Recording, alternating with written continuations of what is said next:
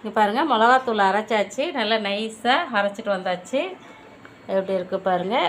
அங்கேயே மிஷின்லேயே ஆற வச்சு எடுத்துகிட்டு வந்துட்டான் என் பையன். அதனால் நான் இங்கே ஆற வைக்கல. இருந்தாலும் லைட்டாக மூடி திறந்து விட்டுட்டு கொஞ்சம் நேரம் ஒரு அரை மணி நேரம் மூடி திறந்து விட்டு ஆறுனதுக்கப்புறம் மூடி போட்டு மூடிப்பேன். கொஞ்சம் கொஞ்சமாக நமக்கு சமையலுக்கு வந்து யூஸ் பண்ணுறதுக்கு வேறு ஒரு சின்ன பாக்ஸில் எடுத்து வச்சுக்கிட்டு யூஸ் பண்ணிக்கணும். எல்லாத்துலேயும் நம்ம கரண்டி போட்டு கலக்கிட்டு இருக்கக்கூடாது. தனியாக ஒரு பாக்ஸில் எடுத்து வச்சுட்டு யூஸ் பண்ணிக்கணும் சமையலுக்கு.